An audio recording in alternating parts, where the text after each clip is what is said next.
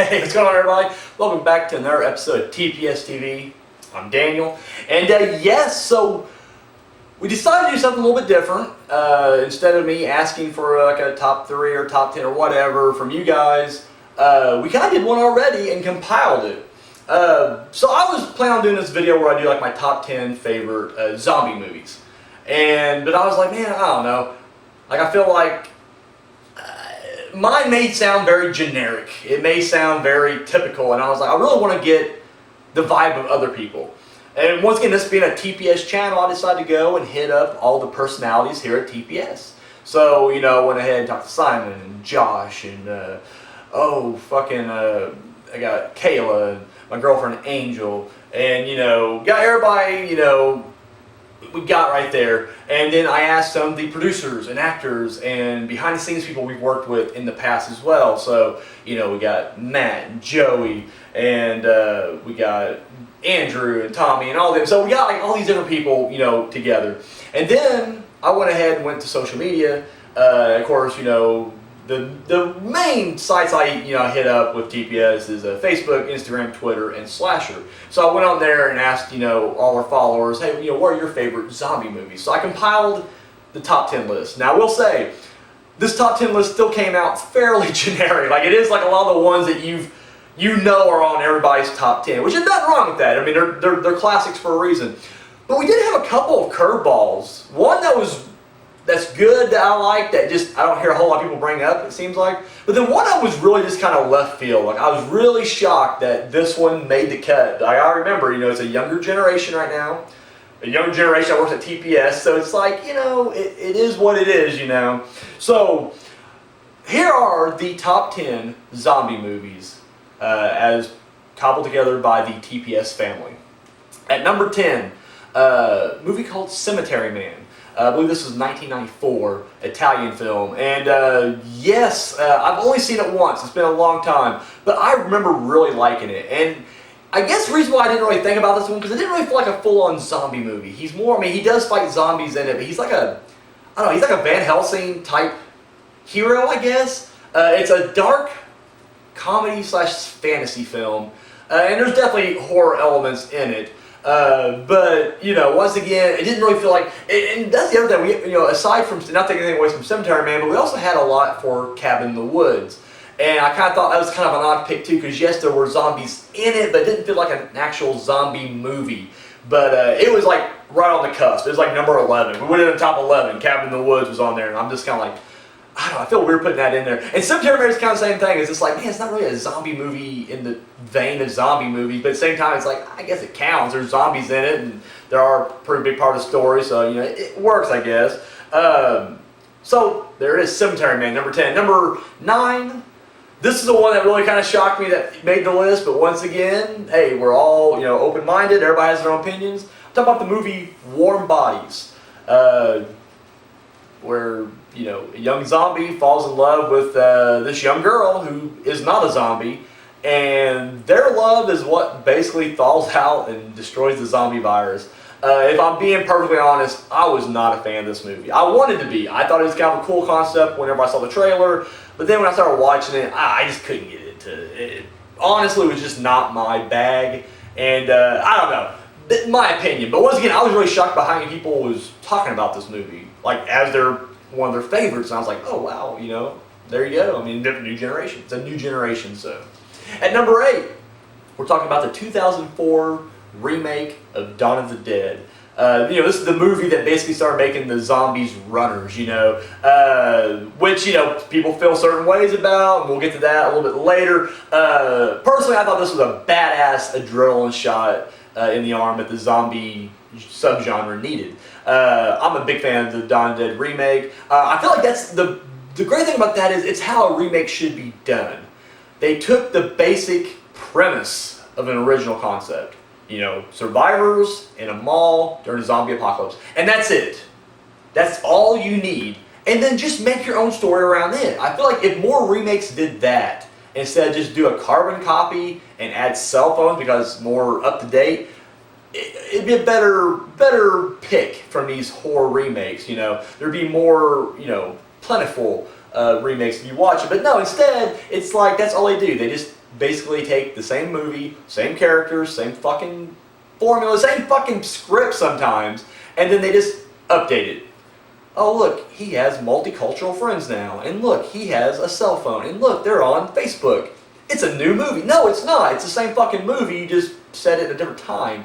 That doesn't necessarily make it a good remake. That's just a carbon copy. It's soulless. It's crap.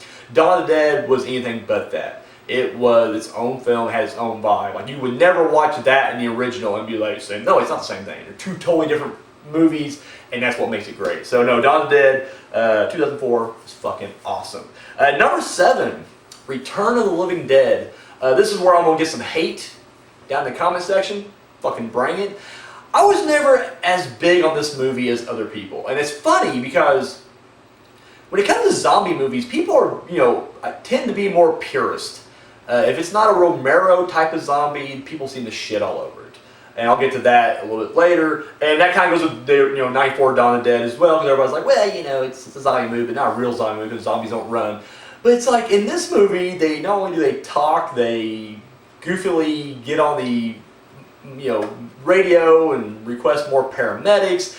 It's just, it's a comedy, a horror comedy. But I don't know, for whatever reason, I just never gravitated to the Return of the Living Dead franchise as much. Like when they split, when Night of the Living Dead went to Dawn, and then this went Return of the Living Dead and beyond.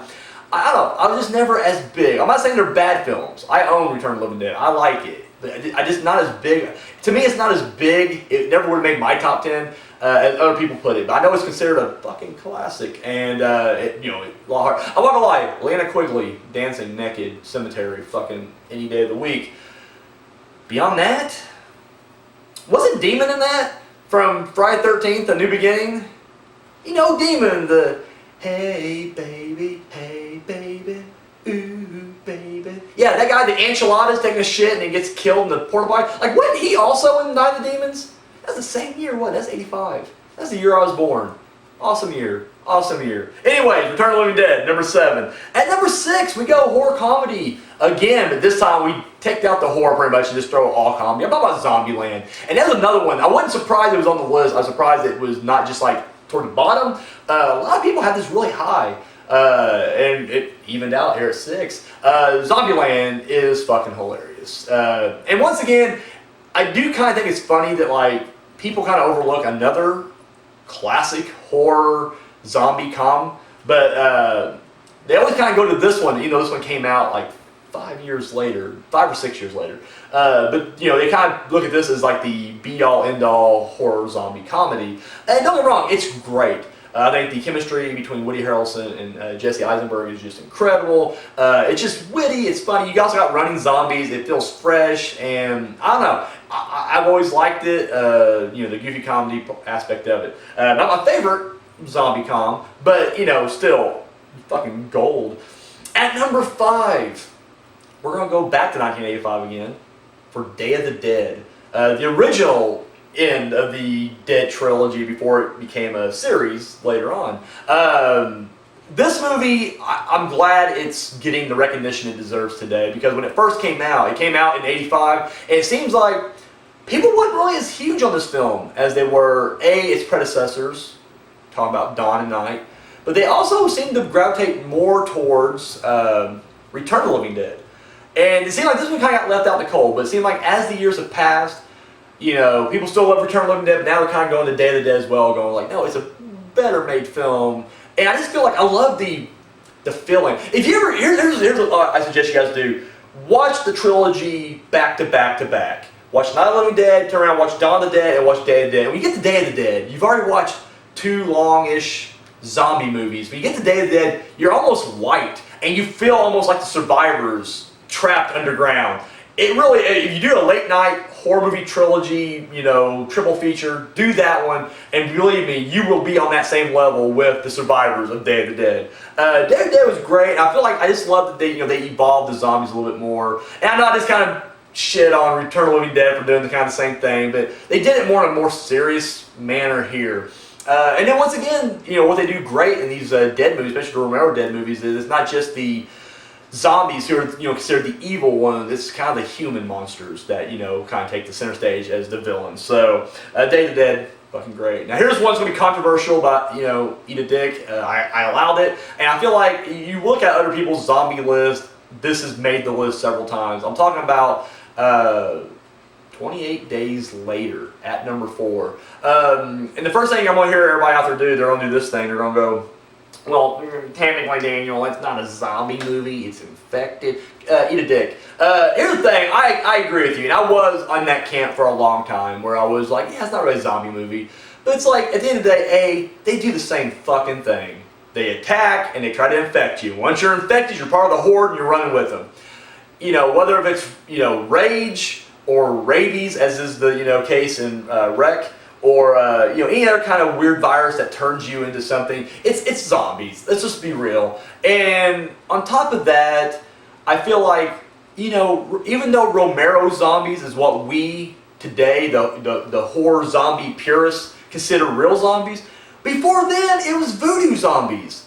Like, was there people back in the 60s and 70s going like, well, you know, technically, Romero zombies aren't really zombies, they're ghouls.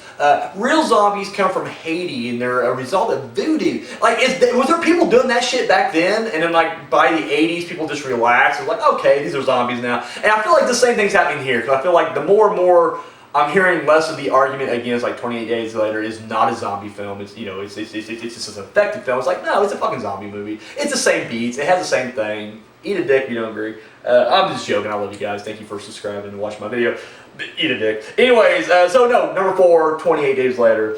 Number 3, what I consider to be the best zombie comedy ever. I'm talking about Shaun of the Dead.